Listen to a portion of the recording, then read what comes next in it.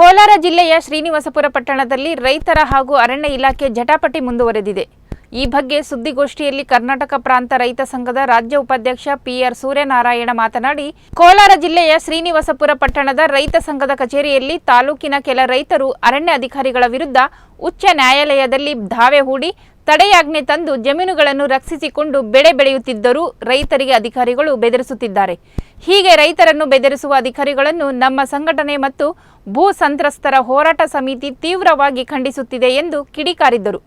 ಇನ್ನು ಉಚ್ಚ ನ್ಯಾಯಾಲಯದಲ್ಲಿ ತೀರ್ಪು ಅಂತಿಮವಾಗುವವರೆಗೂ ರೈತರು ಯಾವುದೇ ಜಮೀನುಗಳನ್ನು ಅರಣ್ಯ ಇಲಾಖೆಯ ಸ್ವಾಧೀನಕ್ಕೆ ನೀಡಬಾರದೆಂದರು. ರೈತರು ಯಾವುದೇ ಜಮೀನುಗಳನ್ನು ಅರಣ್ಯ ಇಲಾಖೆಯ ಸ್ವಾಧೀನಕ್ಕೆ ನೀಡಬಾರದೆಂದು ವಿನಂತಿಸಿದರು. ಕಳೆದ 2023 ಆಗಸ್ಟ್ನಲ್ಲಿ ಕೋಲಾರ ಜಿಲ್ಲೆ ಶ್ರೀನಿವಾಸಪುರ ತಾಲೂಕಿನಲ್ಲಿ ಇದ್ದಕ್ಕಿದ್ದಂಗೆ ಒಂದು ರೀತಿಯಲ್ಲಿ ಈ ಕೋಲಾರ ಜಿಲ್ಲಾ ಅರಣ್ಯಾಧಿಕಾರಿಗಳು ಒಂದು ರೀತಿಯ ರೈತರಿಗೆ ಭಾರಿ ಹಿಂಸೆ ತೊಂದರೆಯನ್ನು ಕೊಡೋ ರೀತಿಯಾದಂಥ ಒಂದು ಮಾರಣ ಹೋಮವನ್ನು ಇಲ್ಲಿ ಸೃಷ್ಟಿ ಮಾಡ್ತಾರೆ.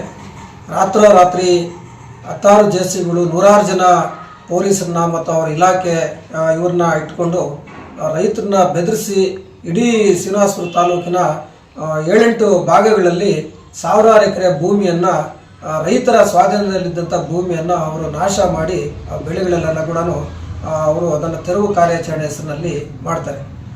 ಸ್ನೇಹಿತರೆ, ನಾವಿವತ್ತು ಆ ವಿಚಾರದಲ್ಲಿ ಕರ್ನಾಟಕ ಪ್ರಾಂತ ರೈತ ಸಂಘ ಮತ್ತು ಇಲ್ಲಿ ಯಾರೆಲ್ಲ ಭೂಮಿಯನ್ನು ಆ ರೀತಿಯಲ್ಲಿ ಅರಣ್ಯ ಇಲಾಖೆಯವರ ಕಾರ್ಯಾಚರಣೆಯಿಂದ ಸಂಕಷ್ಟಕ್ಕೆ ಒಳಗಾಗಿರ್ತಕ್ಕಂಥ ರೈತರನ್ನ ಒಂದು ಹೋರಾಟ ಸಮಿತಿ ಮುಖಾಂತರ ಸಾಕಷ್ಟು ಹೋರಾಟಗಳನ್ನು ಮಾಡಿದ್ದೀವಿ.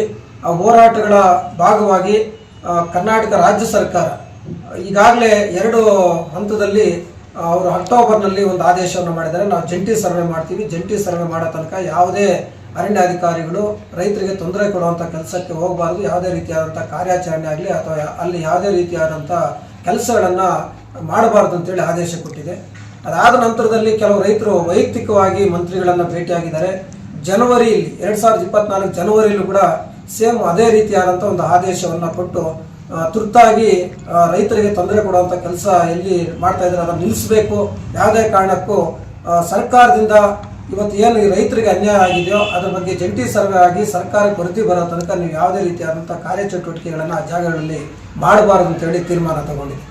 ಸೊ ಇದಾದ ಮೇಲೆ ನಾವು ಕಳೆದ ಇದೇ ತಿಂಗಳು 11ನೇ ತಾರೀಕು ಕೋಲಾರದಲ್ಲಿ ಮಾನ್ಯ ಜಿಲ್ಲಾಧಿಕಾರಿಗಳ ಕಚೇರಿ ಮುಂದೆ ಸಾವಿರಾರು ಜನ ರೈತರು ಸೇರಿ ಇಡೀ ಕೋಲಾರ ಜಿಲ್ಲೆಯಲ್ಲಿ ಈ ರೀತಿ ಸಂಕಷ್ಟ ರೈತರು ಒಳಗಾಗಿದ್ದಾರೆ, ಇದು ಇವತ್ತು ಜಿಲ್ಲಾ ಆಡಳಿತ ಯಾವುದೇ ರೀತಿಯಾದಂಥ ಇವತ್ತು ರೈತರಿಗೆ ನ್ಯಾಯವನ್ನು ಕೊಡ್ತಾ ಇಲ್ಲ, ಜಿಲ್ಲಾ ಅರಣ್ಯಾಧಿಕಾರಿಗಳು ಅವ್ರಿಗೆ ಇಷ್ಟ ಬಂದಂಥ ರೀತಿಯಲ್ಲಿ ವರ್ತನೆ ಮಾಡ್ತಾ ಇದ್ದಾರೆ, ಯಾವುದೇ ಇವತ್ತು ಸರ್ಕಾರದ ಆದೇಶಗಳನ್ನು ಇವತ್ತು ಅವರು ಗೌರವ ಕೊಡ್ತಾ ಇಲ್ಲ.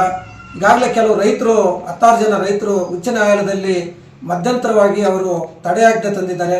ಆ ತಡೆಯಾಜ್ಞೆಗಳನ್ನು ಕೂಡ ಅವರು ಗೌರವಿಸ್ತಾ ಇಲ್ಲ ಮತ್ತು ಉಚ್ಚ ನ್ಯಾಯಾಲಯಕ್ಕೆ ಯಾವುದೇ ರೀತಿಯಾದಂಥ ಅವರಿಗೆ ಭೂಮಿ ಅವ್ರದ್ದು ಅನ್ನೋದಕ್ಕೆ ಯಾವುದೇ ದಾಖಲೆಗಳನ್ನು ಕೂಡ ನೀಡ್ತಾ ಇಲ್ಲ. ಅಲ್ಲಿ ಉಚ್ಚ ನ್ಯಾಯಾಲಯ ಚೀಮಾರಿ ಆಗಿದೆ.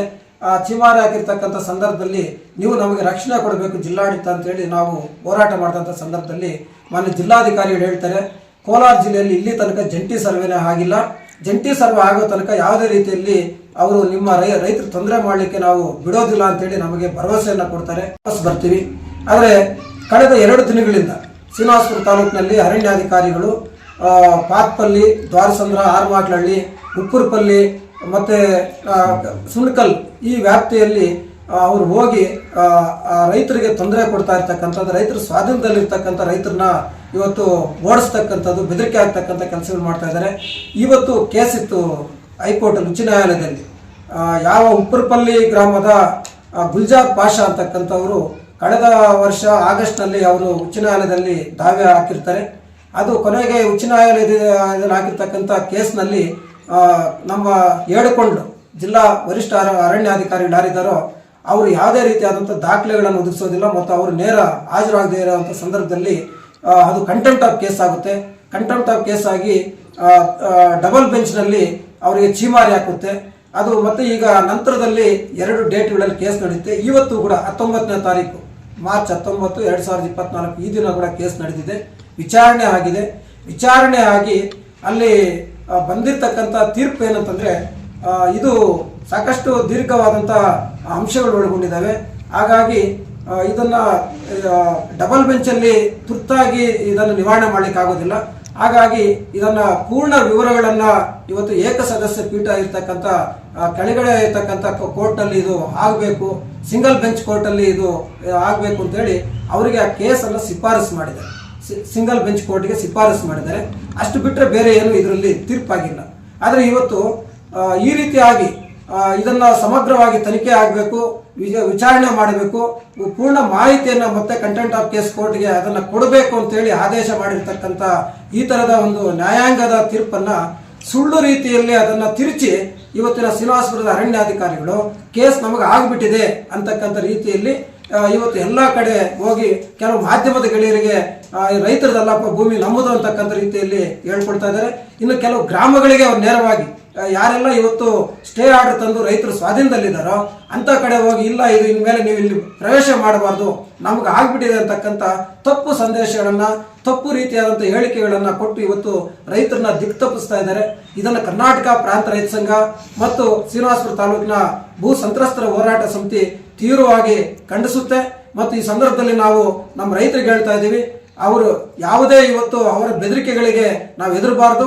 ಅವರ ಹತ್ರ ಏನಾದರೂ ಕೋರ್ಟ್ ಆದೇಶ ಇದ್ರೆ ಆ ರೀತಿಯಲ್ಲಿ ಇದು ಅರಣ್ಯ ಇಲಾಖೆಗೆ ಸೇರಿದಂಥ ಆಸ್ತಿ, ಇದು ರೈತರಿಗೆ ಸಂಬಂಧಪಟ್ಟಿದ್ದಲ್ಲ ಅಂತಕ್ಕಂಥ ತೀರ್ಪಾಗಿದ್ರೆ ನಾವು ಖಂಡಿತ ಅದಕ್ಕೆ ಗೌರವ ಕೊಡ್ತೀವಿ. ಈ ರೀತಿಯಾದಂಥ ಸುಳ್ಳು ಹೇಳಿಕೆಗಳಿಂದ, ಸುಳ್ಳು ಇದರಿಂದ ಸ್ಟೇಟ್ಮೆಂಟ್ಗಳಿಂದ ತಿರುಚುವಂಥ ಕೆಲಸ ಮಾಡಿದ್ರೆ ಖಂಡಿತ ನಾವು ಸುಮ್ಮನೆ ಇರೋದಿಲ್ಲ. ನಮ್ಮ ರೈತರಿಗೂ ಕೂಡ ನಾವು ಹೇಳ್ತಾ ಇದ್ದೀವಿ, ಯಾವುದೇ ಕಾರಣಕ್ಕೂ ನೀವು ತಮ್ಮ ಸ್ವಾಧೀನದಲ್ಲಿರ್ತಕ್ಕಂಥ ಭೂಮಿಯನ್ನು ಬಿಟ್ಟುಕೊಡಬಾರ್ದು ಅಂತೇಳಿ ಇವತ್ತು ನಾವು ಈ ಗೋಷ್ಠಿ ಮುಖಾಂತರ ನಾವು ಅವ್ರಿಗೆ ಹೇಳ್ತಾ ಇದ್ದೀವಿ.